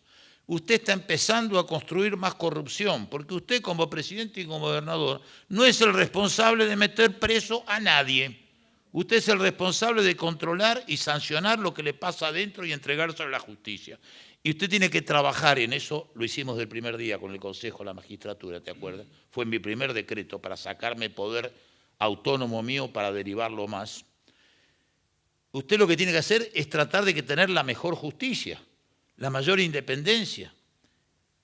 Yo lo hablaba un día con Pérez Girú y él me decía, lo mejor que hiciste con eso fue que te sacaste, y se dio cuenta porque lo había hecho, te sacaste la responsabilidad de lo que venían a decirte tus compañeros o tus correligionarios, tus camaradas, fuera el nombre que fuera, que te venían a traer para candidato a juez un amigo de ellos. Y yo le decía, che, pero me dicen que le pegó a la mujer, que se lleva mal con todo el barrio, además no paga los impuestos. No, eso es verdad, pero es un gran compañero. O si querés, un gran correligionario o un gran camarada. Decía, mira, si no es un buen vecino y si no es un buen jefe de familia, no puede ser un buen compañero y mucho menos puede ser un miembro de la justicia. Entonces, lo más importante de este consejo fue decirle, mira, esto ya no lo decido yo.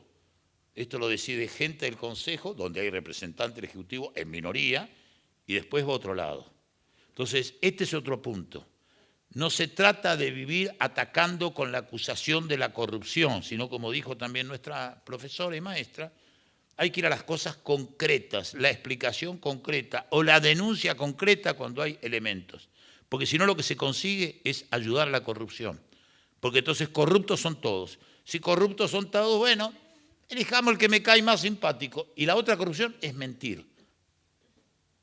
Es mentir, es vivir pensando más en cómo lo ataco. La crisis que tenemos hace 48 horas, que no es la crisis, es producto de que hay gente que está más preocupada por la elección que por su responsabilidad gobernando. Hay gente que está más preocupada para que su imaginario de no tener ninguna responsabilidad en nada, porque acaba de caer en paracaídas, cuánto más lo complico para poder garantizarme que gano la elección. Y otros que lo único que se ocupan es atacarlo a los dos y no se preocupan a ver cómo en el debate puedo encontrar puntos de diálogo. Y acá hubo diálogos respetuosos. Cafiero con Casera en la provincia de Buenos Aires en el 87 y nosotros con Raúl Baglini. Tuvimos un diálogo, discutimos fuerte, pero vivíamos en la misma vereda. Hubo debate como ese en la provincia. Y no nos discutimos ideas, ninguno atacó al otro, además yo no tenía por qué atacarlo a Raúl, no tenía ningún motivo personal, además conocía su vida, eso es más fácil en la provincia, y saben, mis amigos radicales fuimos amigos hasta el último día. Entonces, no quiero hablar de mí, pero sí quiero hablar de que ha habido momentos distintos. O momentos distintos, Cafiero perdió una interna teniendo el poder del partido y al otro día fue a trabajar. Y yo, que era gobernador y estaba ahí, pidiéndole por favor al presidente electo que lo ayudáramos a Alfonsín hasta llegar al final y que no hiciera como le estaban proponiendo algunos, de complicarle la vida para que no llegara y para que la Argentina la entregara peor, entonces era más fácil gobernar. Eso lo viví en mis propias filas políticas y eso lo estamos viviendo hoy de nuevo de manera más grave. Perdón que me apasiono. Esta es una inmoralidad tan profunda como la de este imbécil, además de corrupto, de Insaurralde. Que no se lo puede perdonar a Insaurralde, pero convertir esto en Insaurralde y una niña y el desprestigio ante sus hijos, sus exmujeres, su familia, esto es un drama personal, pero el problema es que está por debajo de eso. Ahí tenemos que ir. Y con lo otro algo te contesté de la democracia. La tenemos que reconstruir entre todos. Y los que tenemos más años de experiencia, ayudar hablando, conversando para que las nuevas generaciones... Yo acabo de no apelar a mi reelección como presidente del CARI, el Consejo Argentino de Relaciones Internacionales, que es considerado el número 1 de América Latina, 45 años de historia, nadie de los que trabajamos ahí cobramos, y decidí no reelegirme, y un muchacho que era mi vicepresidente, con trabajo en el exterior, es el nuevo presidente con 48 años. Yo a los 48 años estaba discutiendo la presidencia. Era un ex senador, era un senador y un ex gobernador y un ex diputado a los 48 años. ¿Cómo le voy a negar ese espacio a gente que lo que sí hago es estar al lado de él a ver cómo ayudo con la experiencia? Y esto también es parte de la democracia. Lo que en Mendoza ha funcionado bastante bien, no siempre, que es esta constitución que es del 16, habrá que cambiarle siempre algunas partes, pero nunca con la mayoría circunstancial. Y nuestro método rígido ayuda a que nadie por la circunstancial, mayoría y peso, yo lo tuve, lo tuvo Cornejo, lo tuvieron otras personas. Uno tiene en algún momento tiene mucho poder, tiene mayorías legislativas, tiene buenas encuestas, tiene buena... Pero ese poder, por más que se lo haya ganado uno de buena fe, no puede cambiar las reglas de juego. Las reglas de juego se tienen que cambiar con mayorías y con procesos complejos para defender la democracia también, la ciudadanía. Perdón que me apasioné con esto, pero no hay un hecho mágico para recuperarla. Pero no hay que perderla. No hay que perderla, y perderla es tener memoria, pero sin el odio y sin especulación. Memoria para aprovecharlo mejor y para mejorar y solucionar los problemas. Yo quisiera que los debates sean puntos donde se encuentren. Pues, perdón, me fui muy largo, pero el político ya no existe, pero a veces se me escapa. Muchas gracias, Pilo. Y ahora sí, bueno, le vamos a pedir a nuestra rectora, Esther Sánchez, que nos dé su mirada y su reflexión final. Yo no salgo de mi asombro de haber escuchado lo que he escuchado en el día de hoy y lo que hemos aprendido en el día de hoy. Así que agradecerles profundamente. Cada uno desde su lugar ha aportado una riqueza extraordinaria para demostrar que la solución o el comienzo del camino para solucionar los problemas es el diálogo.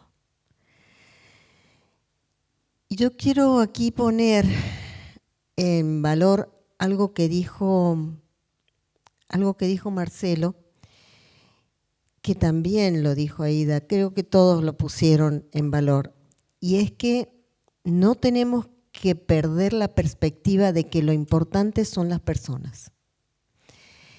Y de repente, en ciertas circunstancias, perdemos esa perspectiva, por diversas razones. Y tenemos que ponerlo en valor, porque si no lo ponemos en valor, no podemos cumplir con este requisito del que hablaba Marcelo, de que el ser humano, de que la persona tiene que tener dignidad. Y con muchas de las acciones nuestras, día a día, vamos mellando esa dignidad. Hoy tenemos desafíos, y hablo de desafíos y no de dificultades, porque tengo la esperanza de que se pueden resolver, enormes. Y poniendo en el centro a las personas y recordando lo que dice el Papa Francisco,